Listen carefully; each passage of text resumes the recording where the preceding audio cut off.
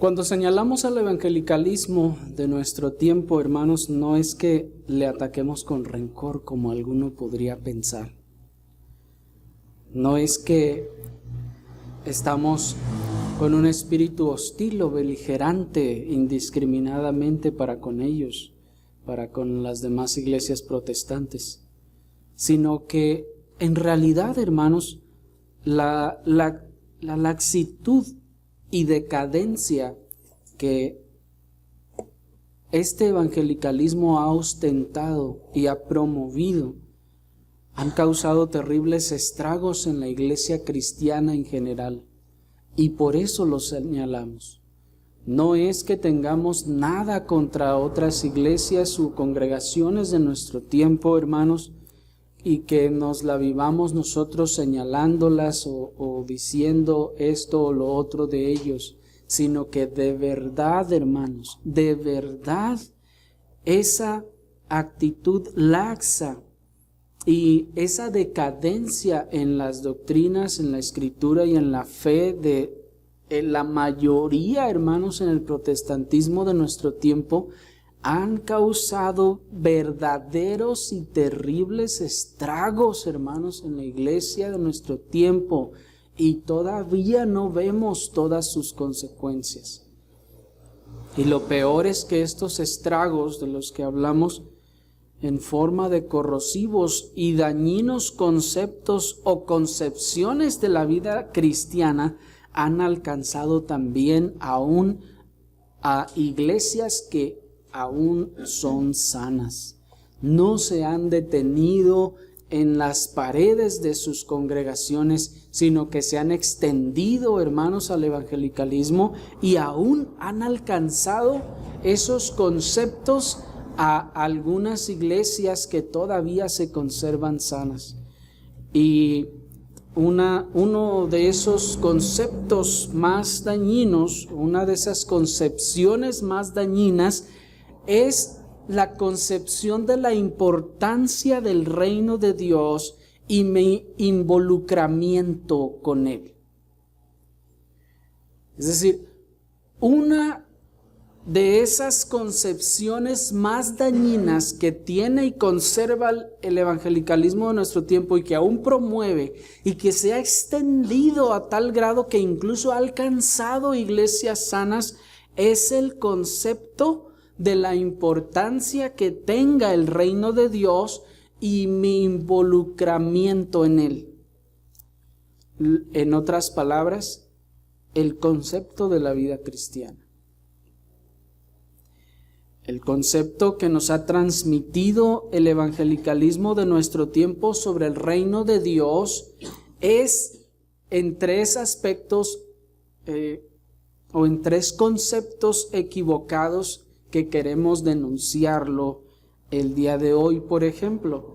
Y es que, por ejemplo, nos han transmitido erróneamente el concepto de que el reino de Dios es de Dios y a Él le corresponde sostenerlo y extenderlo. ¿Sí? Nos han transmitido la idea, por lo general, de forma informal. Esto es, no se ha dicho a través de los púlpitos, probablemente de manera abierta, así como para decir, hermanos, el reino de Dios le toca a Dios, no nos toca a nosotros, no se preocupen. No se ha dicho probablemente con esas palabras, pero con la conducta, con la actitud y con otras enseñanzas y con otras prácticas, hermanos, se ha enseñado y se ha transmitido a los que se reúnen la idea de que el reino de Dios es suyo, es de Dios. Y que como es de Él, pues a Él le toca sostenerlo y extenderlo. Pues la obra es de Dios, pues ahí Él que se encargue de su obra. Y aunque en cierta forma y en cierta manera un tanto pequeña, se transfiere un poquito de obligación al cristiano, se exalta diciendo, pues es de Dios y Él tiene que hacerlo. Si Dios lo hace, bueno, si Dios no lo hace, pues ¿qué podemos hacer nosotros? Otro de esos conceptos es que el reino es de Dios, dicen, o se transmite, se entiende, y mi única obligación con ese reino es ir cuando yo pueda, dar lo que yo pueda, o cuando me nazca. ¿Sí me explico? Se ha transmitido pues ese concepto y esa idea de que pues sí es el reino de Dios, está bien, yo ya estoy en el reino de Dios y pues, ¿y qué me toca hacer en el reino de Dios? Pues nomás con que vaya, nomás con que vaya cuando pueda, tampoco es obligación que tenga que ir siempre, dicen. Si puede va, si no puede, no se preocupe, no hay ningún problema, Dios sabe, dicen algunos. Y se ha transmitido entonces la idea de que también pues dé lo que pueda de su tiempo y de su economía y de lo que se pueda, está bien. ¿Sí o no? Y en tercer lugar se ha transmitido la idea de que ser cristiano entonces es solo como una nueva credencial que ahora tiene, como un accesorio para seguir sí viviendo su propia vida como la vivía antes, pero ahora con mayores privilegios. Pues hoy en día esa evangelización, entre comillas, de ser cristiano es que Dios tiene un plan maravilloso para ti. Tú podrás seguir viviendo como tú quieras y tienes la ventaja de ahora tener la bendición de Dios. ¿Me explico? Se ha transmitido esa idea de, bueno, Dios viene a traerte algo, viene a darte algo más de lo que ya tienes. De tal forma que ahora puedes ser más feliz que lo que eras antes. Ahora puedes disfrutar más de lo que disfrutabas antes, pero puedes seguir viviendo tu vida como lo vivías. No te preocupes, no tienes que hacer nada de más. Ahí de vez en cuando puedas, ve a la iglesia, dicen. Pero ¿es de verdad eso lo que enseña la Escritura, hermanos, respecto al reino de Dios y la involucración del cristiano en él? ¿Es de verdad así como se vive la vida cristiana? Veamos lo que nuestro mismo Señor Jesucristo nos dice al respecto en la siguiente parábola que nos corresponde el día de hoy. Acompáñenme por favor al Evangelio de nuestro Señor Jesucristo según Mateo capítulo 13, versículo 44. Mateo capítulo 13, versículo 44, y veamos así: el tesoro encontrado. Luego de que nuestro Señor nos ha expresado ya las parábolas que hemos estado viendo en domingos anteriores, a continuación nos dice la siguiente parábola, versículo 44.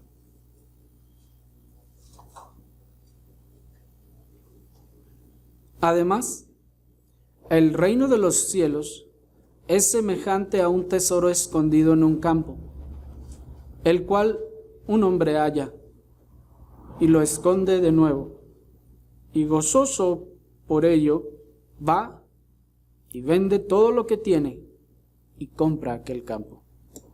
Hasta ahí. Esta es otra parábola corta que viene dentro de toda esa secuencia de parábolas que el Señor viene dando respecto al reino de Dios. ¿Se acuerdan que ya le han preguntado que si es Él, que entonces haga señal? ¿Se acuerdan? Y el Señor les dice: la generación adúltera y pecadora demanda señal, pero señal no les será dada sino la señal de Jonás el profeta. Y luego les dice: ¿quieren saber entonces cómo será de verdad el reino de Dios? ¿Cómo se manifestará de verdad el reino de Dios y no como ustedes piensan? Y entonces empieza a dar la serie de parábolas que hemos venido viendo. Y en esta ocasión, luego precisamente de la parábola que vimos el domingo pasado, o la ocasión anterior, de la medida de de levadura en las 3 medidas de harina, a continuación el Señor nos da también esta parábola. Y nos dice que el reino de los cielos, en este caso, se fijan otra vez, ¿de qué está hablando? El reino de los cielos es semejante a un tesoro escondido en un campo, el cual un hombre halla y lo esconde de nuevo, y gozoso por ello, va y vende todo lo que tiene y compra aquel campo. Esta es una parábola, hermanos, muy fácil de entender. No necesitamos hallarle significado a cada uno de los elementos para darle una interpretación. El mensaje que nos transmite la parábola es claro. Pues, hermanos, la fascinación y el entusiasmo por encontrar tesoros es algo que todos los seres humanos compartimos. Todos en algún momento hemos oído hablar de tesoros y hemos sentido esa fascinación de querer encontrar alguna vez alguno, ¿sí o no? La ilusión de algún día tener la suerte de encontrar algún tesoro trasciende nuestros fantasiosos sueños y a muchos los lleva a dedicar no solo su tiempo libre, sino aún su vida entera en la búsqueda de tesoros para ver si algún día encuentra algo. Porque ciertamente, hermanos, yo creo que todos hemos soñado que nos encontramos dinero, o tesoros, o monedas de oro, o lingotes de oro. Sí, hermanos, no era usted el único que soñaba esas cosas. Todos soñamos esas cosas, hermanos, porque compartimos esa fascinación por encontrar esas cosas y porque también ciertamente queremos salir de manera fácil de nuestras circunstancias actuales, de manera económica. Pero, hermanos, en algunas personas ese deseo es tan fuerte, esa fascinación es tan grande que algunos no solo empiezan a dedicar su tiempo libre a buscar tesoros, hay gente que se dedica a eso. Y hay gente que vive literalmente de eso. Anda buscando tesoros por todas partes y después de no sé cuántos meses se encuentra algo y ahí lo vende y con eso se mantiene para la próxima ver qué otra cosa se encuentra. Y mucha gente vive así. Mucha gente dedica sus vacaciones para ir a buscar tesoros, dedica su tiempo libre para hacer todas estas cosas. Y mientras recorren los bosques y los lagos austriacos, los sitios de las grandes batallas, los túneles subterráneos y las cuevas, islas y naufragios en el Caribe, gastan todo su tiempo, sus salarios y hasta sus fortunas para poder hallar, hermanos, al menos un collar o un brazalete de oro que compense en algún modo todo el tiempo y el dinero invertidos en toda esa búsqueda. Y hay mucha gente, hermanos, que hace eso. Se oye, por ejemplo, que en cierto bosque y lagos de una sección en Austria, los nazis fueron a esconder allá sus tesoros y todo lo que se habían robado en sus conquistas. Ustedes saben que cuando conquistaron muchos países, incluso despojaron a los judíos de sus posesiones, se quedaron ellos con todo, y con oro y piezas invaluables, y fueron y las escondieron. Algunos, se supone que la mayoría de ellos se encontró después del final de la Segunda Guerra Mundial, pero se dice que todavía hay algunos tesoros que no se han encontrado. Y ahí tenemos gente en esos bosques austriacos con detectores de metal, escaneando todo el bosque a ver qué se pueden encontrar, o buscando en lagos, porque se dice que lanzaron cofres de lingotes de oro en los lagos, y ahí van a buscarlo a ver qué se encuentran. Y, hermanos, gente que gasta todo su dinero y sus ahorros para poder encontrarse algo. Invierte en un detector de metal que no cuesta 5,000 pesos, hermanos. invierte en sus boletos, en su comida, su tiempo para estar buscando tesoros y con la esperanza de algún día encontrarse, aunque sea un collarcito, algo que haga que todo haya, o si les haga sentir que haya valido la pena.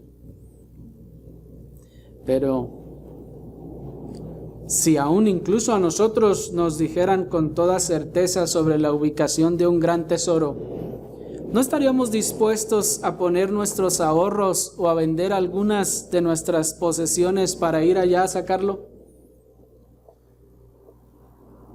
¿Sí o no? Si nos dijeran con certeza, es decir, imaginen a la persona más confiable que ustedes conozcan, que saben ustedes que es bien confiable y que les dice, allí está el tesoro, se los garantizo.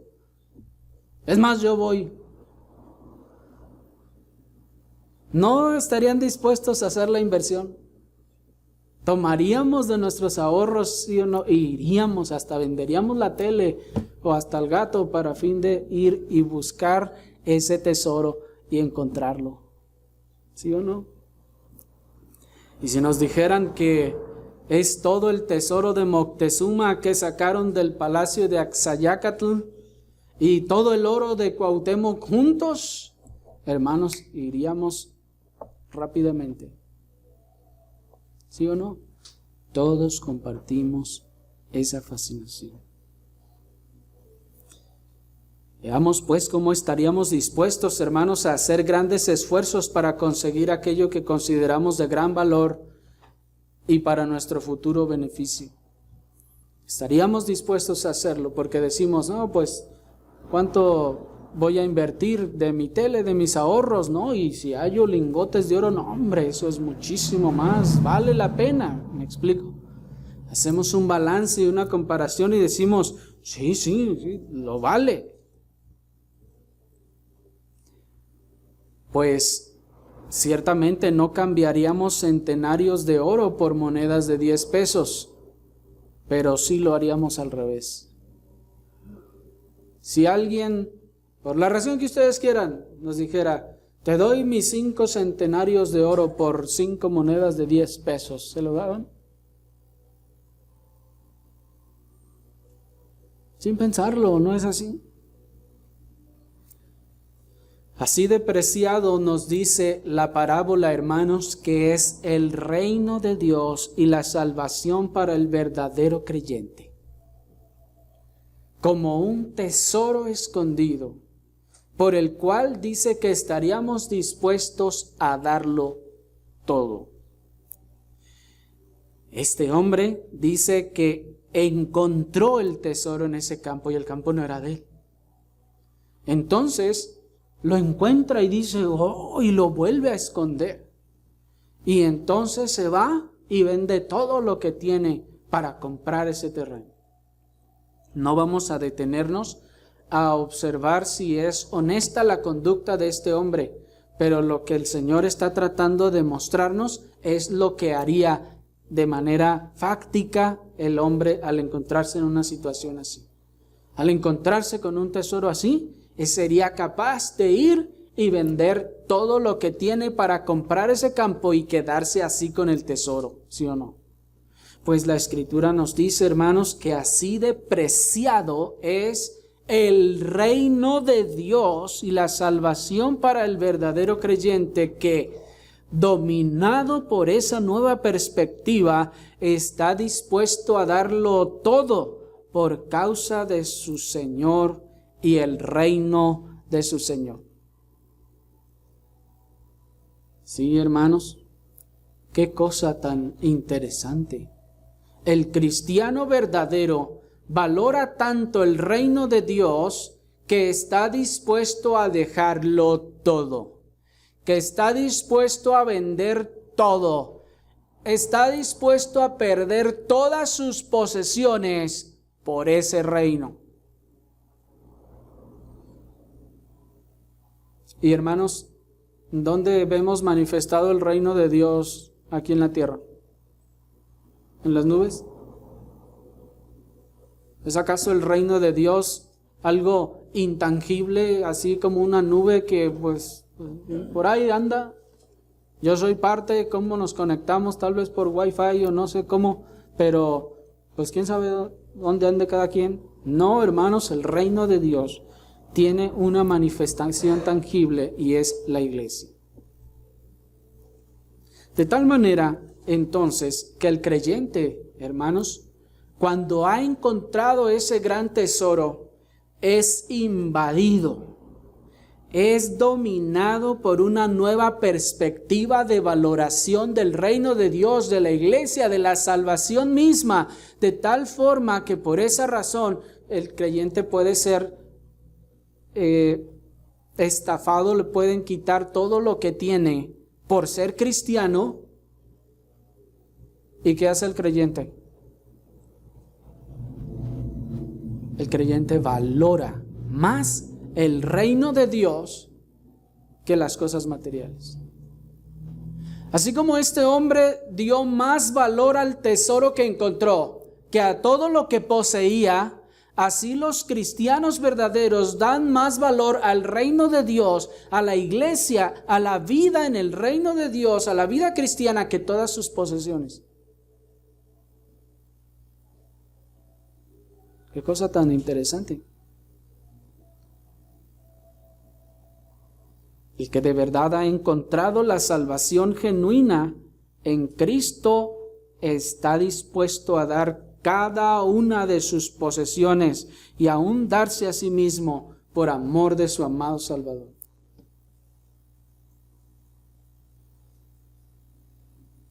¿Ustedes piensan que los cristianos que se dice mucho que eran perseguidos en la iglesia de los primeros siglos y estaban ahí en el Coliseo romano, estaban llorando por el terreno totote que le quitaron, por los lingotes de oro que les quitaron antes de meterlos a la cárcel? Estaban ahí, ay hermanos, lo que más me pesa es todo el dineral que me quitaron. ¿Ustedes creen que los cristianos estaban así, ahí en la cárcel, haciendo esas cosas? ¿Ustedes piensan que cuando llegaban y les decían, a ver, venimos a atrapar a los cristianos y les vamos a quitar todo, ¿quién de ustedes es cristiano? Ah, no, yo no, yo nomás voy de vez en cuando. Yo nomás voy cuando puedo y cuando me nace. A mí déjenme todas mis posesiones. ¿Decían así? No, hermanos. El creyente verdadero valora la salvación y su Salvador, la persona de su Salvador, de tal modo que no le interesa que pueda perder todo en esta tierra, aún la vida misma, por amor de su Salvador.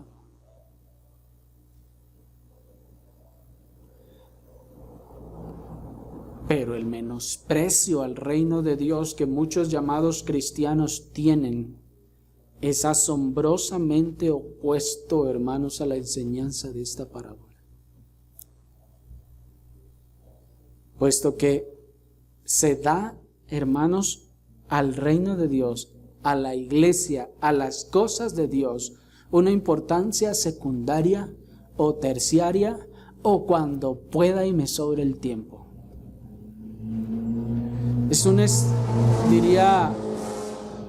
Diría alguien, es un espíritu limosnero,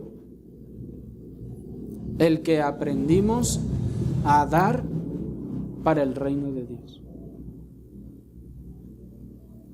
La poca o nula disposición de dar para Dios y su reino, o de darse a sí mismos para el beneficio del reino de Dios, más bien nos muestran que lo que ellos han hallado en aquel campo solo era un montón de vasijas de barro y no el tesoro que dice el Señor que es el reino de Dios. Allá en el rancho de donde viene la familia paterna de su servidor, se dice mucho de esas cosas que guardan dinero ahí en las haciendas y en esto, lo otro, y que, no, ya ven que dicen, no, ahí donde sale lumbre, ahí hay dinero y sabe qué, y se ponen a escarbar y a veces lo único que encuentran son vasijitas de barro, todas quebradas, viejas y feas. Y es todo. Y todo el esfuerzo, el entusiasmo de estar ahí escarbando nomás para encontrar 3, 4 vasijitas ahí de barro. Y dices, no, ni para qué le abrí aquí. ¿Y qué dicen? ¿Qué hacemos? ¿Las guardamos? ¿Las ponemos ahí en un altar? No, tírala, no sirven para nada.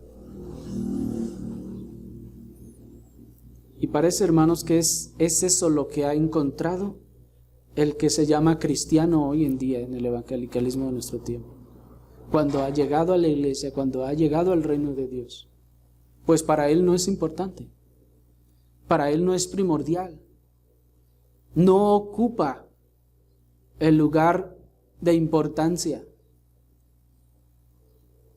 sino que su poca o su nula disposición para dar a Dios y a su reino y para darse a sí mismo nos muestra que lo que encontró no fue un tesoro, sino un montón de vasijas viejas de barro,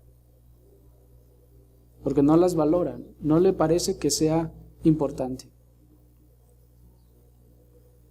Y se sorprende y se asusta cuando lee que los cristianos en el libro de los Hechos, dice la Escritura, que vendían sus propiedades y lo ponían a los pies de los apóstoles. ¿Qué corazón es ese, hermanos? ¿Qué tesoro encontró aquel que estuvo dispuesto a deshacerse de sus posesiones terrenales y darlas al reino de Dios? Y no dijo, te lo doy, Señor, simbólicamente, te lo doy, Señor, cuando se lo regalo a los pobres. No, fue y se lo puso a los pies de los apóstoles, a la iglesia, en la iglesia. Que nos enseña, hermanos, que el compromiso que ellos manifestaban no es porque querían quedar bien con los apóstoles, no es porque querían quedar bien con los demás. De hecho, ya veíamos que los que querían quedar bien con los demás, Ananías y Zafira, ¿qué les pasó? Fueron destruidos. Ellos habían encontrado ese tesoro.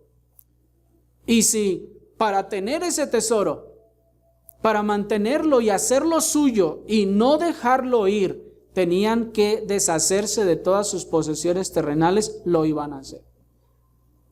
Y eso es, hermanos, en esencia lo que nuestro Señor estaba desafiando a aquel joven rico. Cuando le dijo, una cosa te falta, ve y vende todo lo que tienes y dalo a los pobres.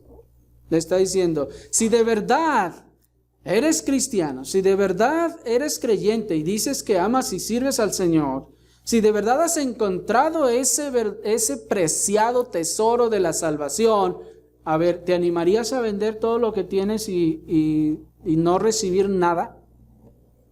No, Señor, ¿qué pasó?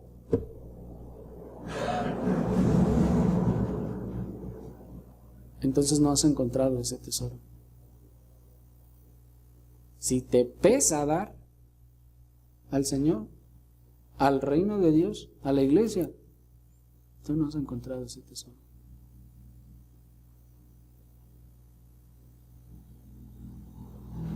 Porque no te pesa, ya hemos dicho esto en otras oportunidades, no te pesa comprar un celular de 15,000, 20,000 pesos. ¿Verdad que no? Y te lo pueden robar. Pero no se trate de que hay una necesidad en la iglesia y va y da sus 10 pesos.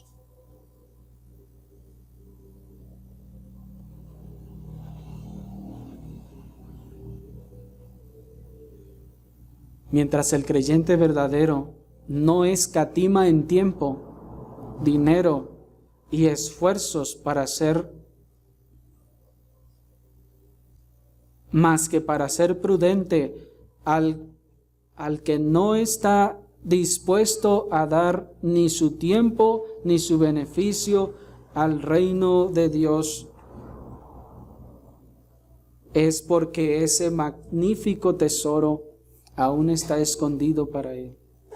Pues el que lo ha encontrado, que es el creyente verdadero, hermanos, no escatima tiempo, dinero y esfuerzos más que para ser prudente para el reino de Dios. ¿Se necesita de su tiempo para el reino de Dios? Sí. Pero la idea que nos transmitió el evangelicalismo de nuestro tiempo es que el reino de Dios no me necesita más que el domingo a la hora del culto y entre semana en el estudio y ya. ¿Sí o no? El evangelicalismo de nuestro tiempo nos transmitió la idea de que el reino de Dios solamente se vive 1 hora o tal vez 2 horas el domingo y 1 hora entre semana y el resto es para mí. Pero ¿saben que los que han encontrado ese tesoro piensan al revés?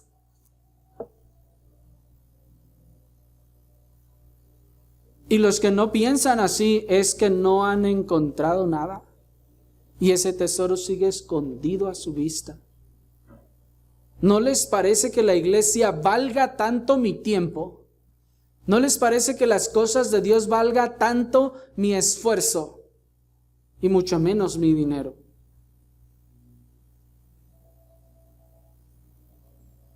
¿Me explico?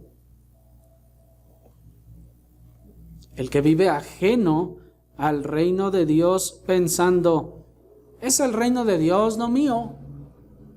En realidad no ha encontrado ese tesoro y solo vive para sí. Porque ese es lo que está manifestando que piensa cuando lo único que está dispuesto a dar es ese pequeño tiempo, el domingo, y ese más pequeño tiempo entre semana, una vez y se acabó. El resto del tiempo es mío. ¿Cómo me lo voy a pasar allá en la iglesia?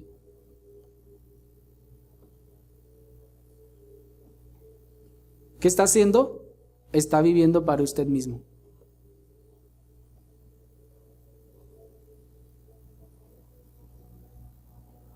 No ha encontrado ese tesoro.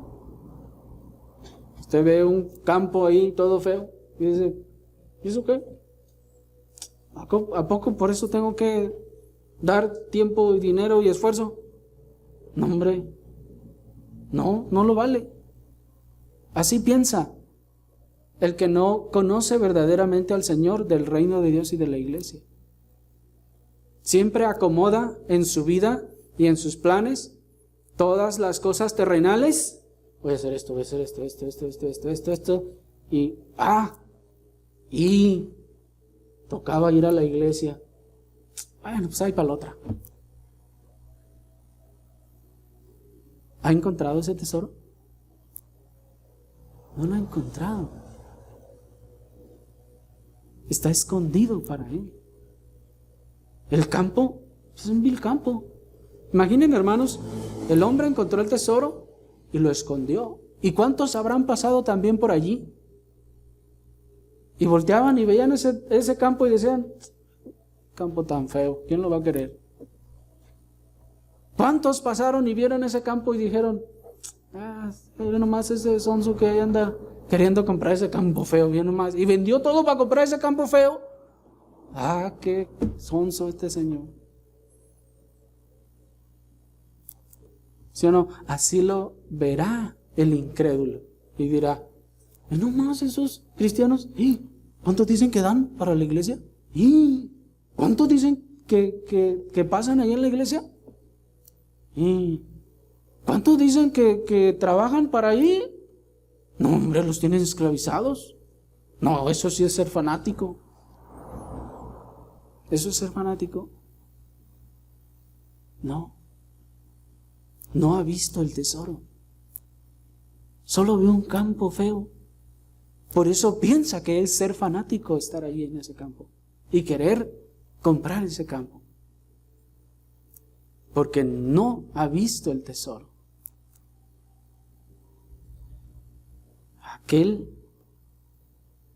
se nos quedó pues entonces la idea de que el reino de Dios, o esto es, que la iglesia subsiste al mero estilo del catolicismo romano.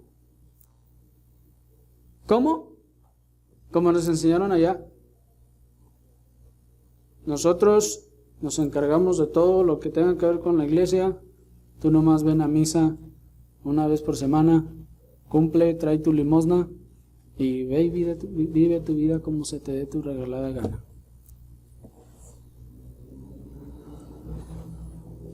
¿Me explico? Y se nos quedó esa mentalidad en la iglesia también. Venimos o vamos a ese estilo de catolicismo romano. Nomás a pasar un poco de tiempo ahí, que los demás se organizan para que todo funcione en la iglesia. ¿Sí me explico? O sea, veíamos allá a los curas, a los sacerdotes, y pues ellos eran los que hacían todo, junto con el diácono y cuando había ministro ahí, y los de la adoración nocturna, y no sé cuánta cosa había todo eso. Y decían, no, pues ¿y yo qué voy a hacer? Pues yo nomás voy, me paro y me regreso. Y ellos se encargan de que todo siga funcionando. ¿Me explico? Había esa desconexión. Y vinimos a la iglesia también en ese mismo carácter y en ese mismo pensamiento, esa desconexión. Yo nomás vengo a cumplir.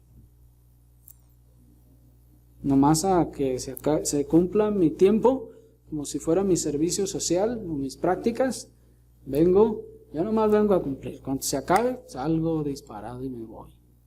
Porque tengo cosas más importantes que hacer.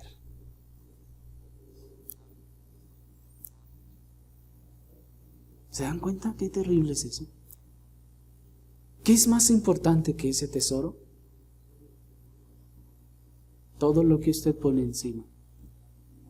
Todo lo que usted pone como prioridad. Eso es más importante para usted. Por eso dijo el Señor, donde esté vuestro tesoro, allí estará vuestro corazón. Eso es lo que ustedes más desean hacer. Eso es lo que ustedes a lo que más desean dedicarle tiempo, dinero y esfuerzo. Allí está su corazón. Eso es lo que aman, y eso es lo que aprecian y lo que valoran. Puede ser su casa, puede ser su carro, puede ser sus estudios, puede ser lo que ustedes quieran.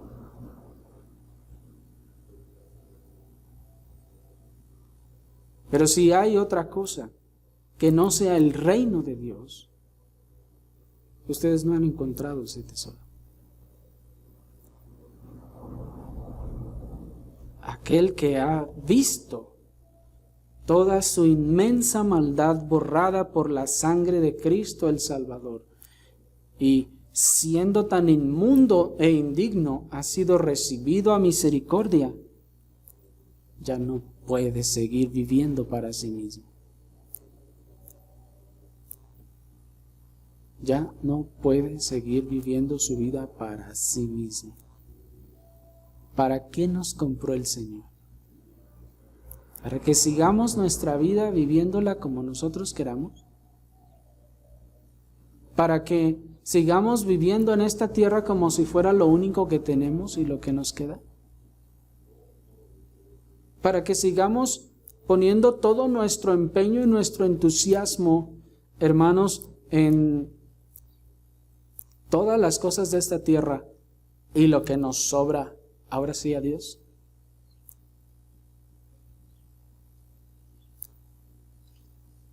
Creo que no hemos entendido lo que es la mayordomía.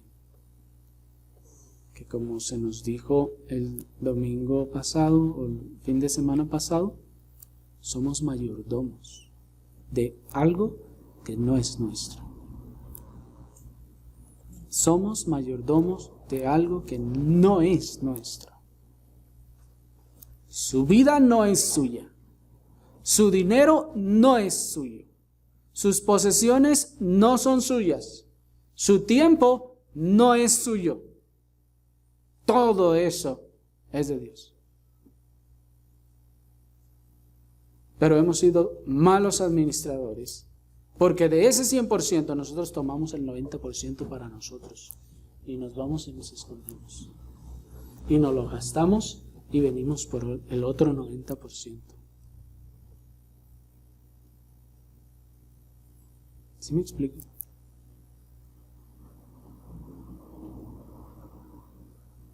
Y si somos creyentes, hemos sido malos administradores. Porque el administrador, cuando se contrata a una persona que es administrador de algo, esa persona sí tiene derecho de tomar de los frutos y de lo que recibe, tiene derecho de tomar su salario y su paga para él. ¿Sí? Y de ahí, el resto, ¿para quién es? ¿Para quién es? ¿Para el mundo? ¿Para sus amigos? ¿Para gastárselo? Es para su Señor. ¿Somos mayordomos de Dios o de nosotros mismos o de esta tierra?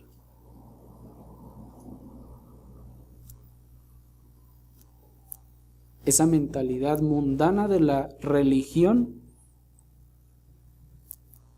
ha sido sustituida por la convicción bíblica de que, siendo tan indigno, no solo vine a ser parte del reino de Dios, sino que aún más, Dios, en un sentido, nos ha dejado a nuestra responsabilidad su propio reino. ¿Qué es lo que piensa el mundano de la religión? El mundano ve la religión como un pasatiempo. El mundano ve la religión nomás como un amuleto que te cuelgas cuando lo necesitas, cuando necesitas un poco de suerte o cuando necesitas un poco de ayuda. Por eso traen en su cartera las estampitas y los escapularios y cuánta cosa hay para cuando los ocupen. El resto de tu vida tú la vives como te pega tu regalada gana y no necesitas ni acordarte del santo aquel, ni de Dios menos, dicen ellos. Nada más cuando lo ocupes, ahí va a estar listo para lo que lo ocupes.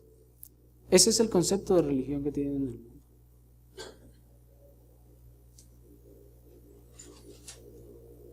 Pero hermanos, oh sorpresa, la Escritura nos enseña que nosotros, siendo tan indignos,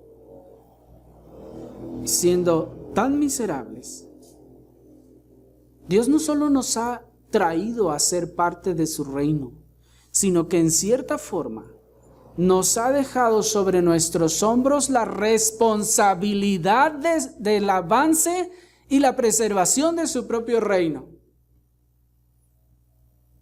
Está en nuestros hombros, en los suyos. ¿Dónde dice eso? Mateo capítulo 21, versículo 43.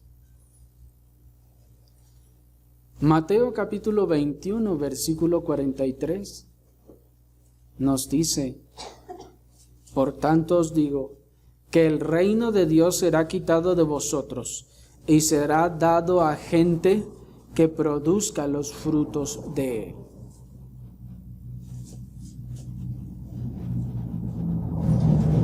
En la parábola del padre de familia que tenía la viña, que plantó su viña, que cavó su lagar y que la arrendó a unos labradores, los labradores a los que la arrendó eran los administradores. ¿Se acuerdan? El padre de familia entonces, en el tiempo de la cosecha, envía a sus siervos a que recojan y pidan las ganancias que le corresponden al dueño por toda su viña, porque todo es de él, ¿sí o no? ¿De quién era el campo? Del Señor. ¿De quién era la viña?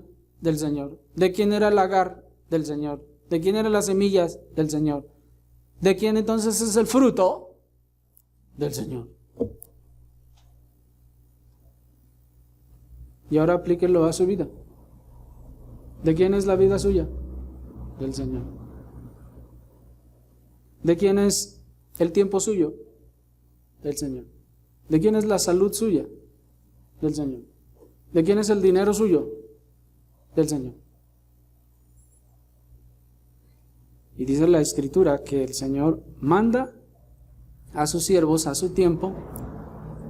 Pero noten que no es injusto, no los manda antes de tiempo, los manda a su tiempo. Cuando Él ha dado, cuando ya el fruto ha crecido, y manda para recibir su ganancia, lo que le corresponde. ¿Y qué hacen los malos administradores? No le dan nada. Se lo quedan todo para ellos. Y no le dan nada al Señor. El Señor envía a un siervo tras otro, y ellos, en vez de hacerle caso al siervo que va y les pide, ¿qué hacen? Ellos atacan al siervo. Ese predicador, ve nomás lo que anda diciendo. Ve nomás ese predicador. No, ya lo perdimos. ¿Sí me explico? Y luego dice que manda a su hijo y también lo asesinan. ¿Qué pasa luego? El Señor les dice, ¿qué creen que hará el Señor? Y ellos mismos responden, les quitará la viña y la dará a otros. Y el Señor les contesta y les dice, por tanto os digo que el reino de Dios será quitado de vosotros y será dado a gente que produzca los frutos de él. ¿Quién es esa gente? La iglesia. La iglesia neotestamentaria, hermanos, que en ese nuevo pacto le es transferido el reino, es retirado del Israel según la carne, del Israel según la nación, y es dado a la iglesia. ¿Para qué? Para que se acueste a ver cómo crece solo. No, hermanos. Para que produzca los frutos de él, para que se ponga a trabajar, para que tome de lo que el Señor le da, lo trabaje y le dé los frutos a él.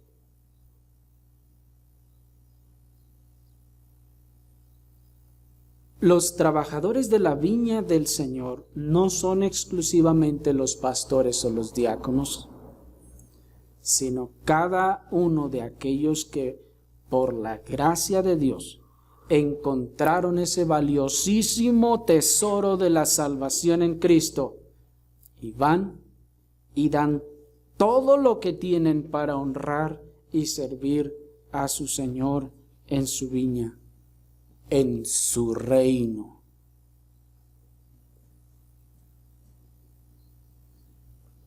Pero pensábamos que el reino de Dios se sostiene sobre los hombros de los pastores y de los diáconos.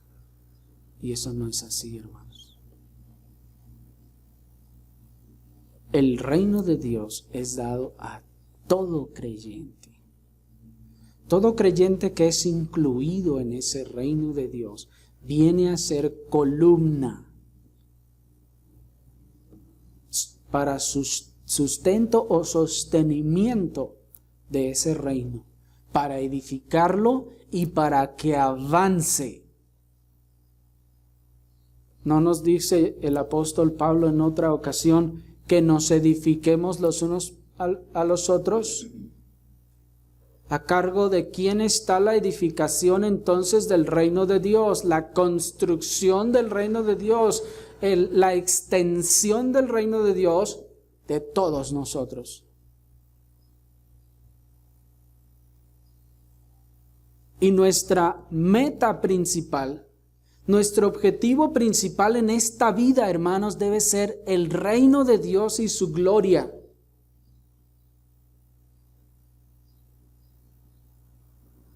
Ojo, no nuestro futuro en esta tierra.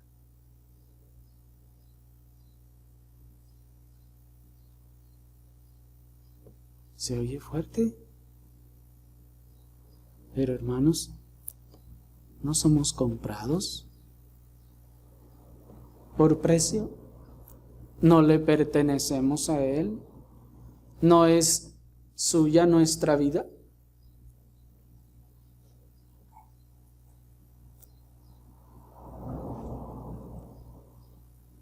La limosna se da al desconocido que no nos llama ninguna familiaridad o parentesco y de quien no tenemos ninguna responsabilidad más que la de ayudarle ocasionalmente. A ese es al que se le da la limosna. No es ni nuestro familiar ni nuestro pariente y ni tenemos responsabilidad sobre esa persona ahí, así que ocasionalmente ahí le damos, hay poquito.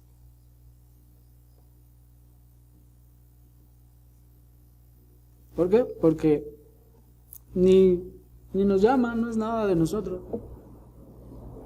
Ni tenemos parentesco, ni tenemos responsabilidad sobre él, así que pues ahí yo cuando paso le ayudo y ya.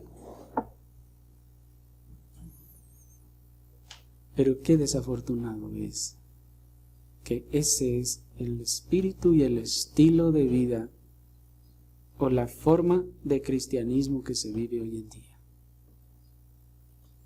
Se pasa a la iglesia nomás a dar su limosna de tiempo y de dinero y de esfuerzo y se regresa a seguir viviendo su vida. Porque no tiene ninguna familiaridad con la iglesia, no le llama nada, ni tiene ninguna responsabilidad con ella. La responsabilidad, piensa y dice, es de los demás, es de otros, es de los líderes, del pastor, de quien sea. ¿Me explico?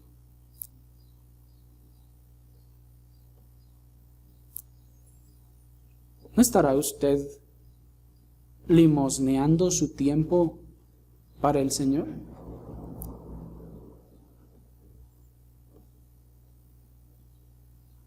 ¿No estará usted limosneando su servicio al Señor?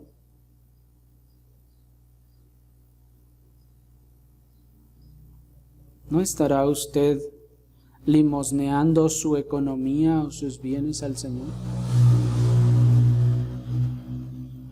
¿No estará usted limosneando su esfuerzo al Señor?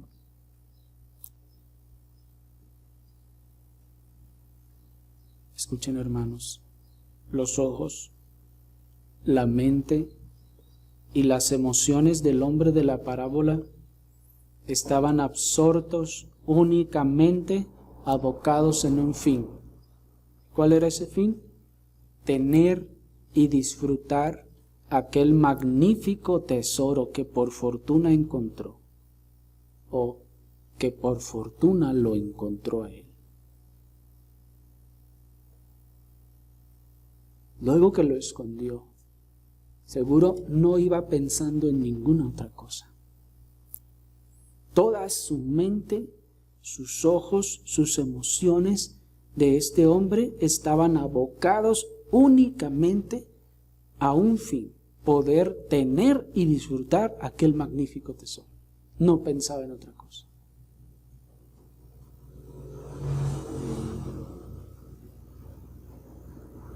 Y seguramente no pensaba en otra cosa.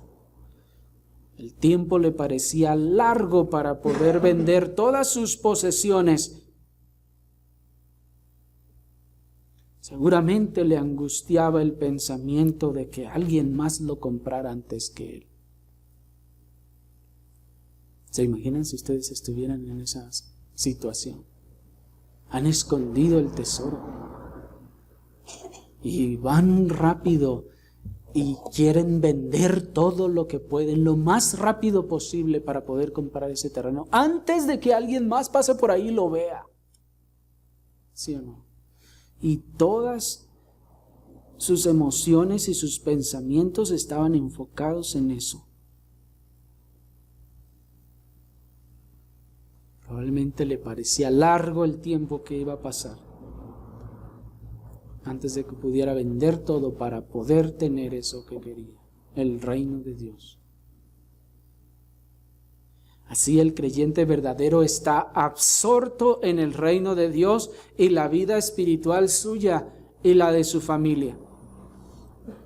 El creyente verdadero está absorto en el reino de Dios y la vida espiritual suya y la de su familia. No puede pensar en otra cosa, predominantemente estamos hablando, que en el reino de Dios y la vida eterna. Claramente el hombre cuando iba de regreso a vender sus posesiones, pues tenía que pensar en cuál camino iba a tomar. Tenía que pensar en que ya era la hora de comer. Tenía que pensar en cuánto iba a negociar con sus posesiones para comprar lo que quería comprar. ¿Sí me explico? Pero su pensamiento predominante era el reino de Dios y la vida eterna. Así el creyente, pues, hermanos, no piensa otra cosa predominantemente que en el reino de Dios y en la vida eterna.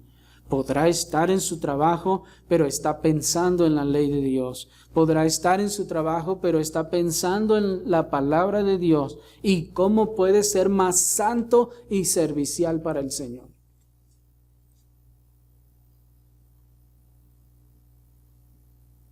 Ese es el pensamiento que domina su mente. Dios, la palabra de Dios, la ley de Dios, cómo avanzo en santificación, cómo le sirvo, cómo puedo crecer, cómo puedo compartir a otros el Evangelio. No piensa otra cosa predominantemente. No tiene mayores metas que eso.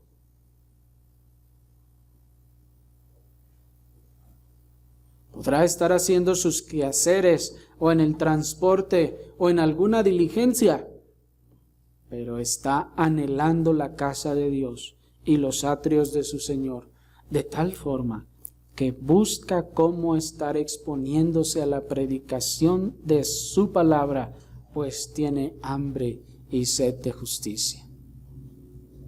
Y así, hermanos, el creyente, la creyente está hacendosa, haciendo y está sometiéndose, exponiéndose a la palabra de Dios.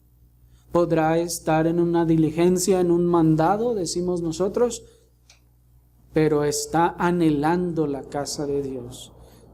Está anhelando los atrios del Señor y busca irse oyendo predicaciones, leyendo algún buen libro, exponiéndose a sí mismo a la palabra de Dios. Esto es lo que el Señor expresaba cuando nos dijo: bienaventurados son los que tienen hambre y sed de justicia.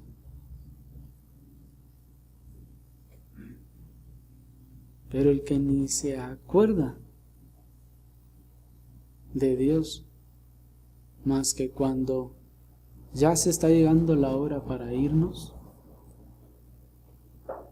que ni se ocupa en nada que tenga que ver con Dios, piensa que ya cumplió y el resto de la semana es para mí. Es decir, para que yo haga lo que yo quiera, sin acordarme ni sentir ningún deseo, ni inclinación, ni responsabilidad con Dios. Hermanos, no he encontrado ese tesoro.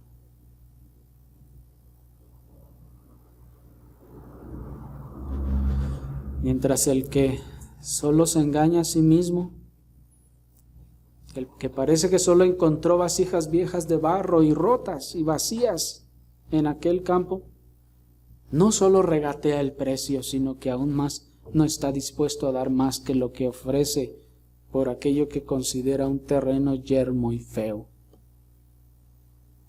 Y ahí está regateando su tiempo, regateando su esfuerzo, viendo cómo puede dar lo menos que se pueda a la obra de Dios, cómo dar lo menos que se pueda al Señor. Y así como el que está regateando ve y dice: no, pero ese terreno, no, yo no te doy más de 10,000 pesos. Oye, pero que mira, ahí está un tesoro escondido. No, yo no lo veo. 10,000 si quieres. Y es lo mismo que hace el que no ha encontrado ese tesoro y dice, ¿qué? Ir más veces a la iglesia, más horas, más tiempo, estar todo con Dios, Dios. Pues ya es mucho. Eso es mucho lo que están pidiendo por ese terreno. Es mucho lo que están pidiendo por ese Dios y por esa iglesia. ¿Me explico? El reino de Dios para este tipo de personas solo les es un pasatiempo, una distracción dominical, una divertida o tal vez una tediosa reunión con conocidos. Y ya. Eso es todo. Si eso es para ustedes el reino de Dios, ustedes no han encontrado ese tesoro.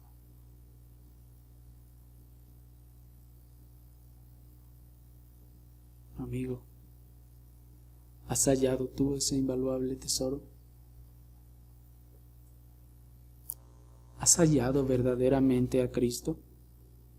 O más bien, ¿has sido verdaderamente hallado por Él?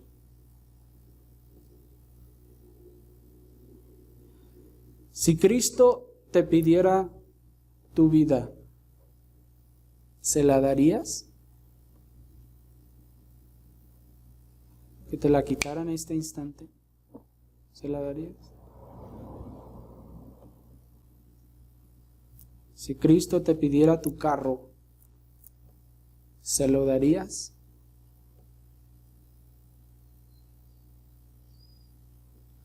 Si Cristo te pidiera tu tiempo, ¿se lo darías?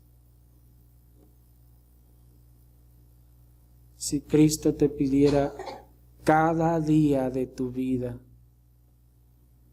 ¿se los darías?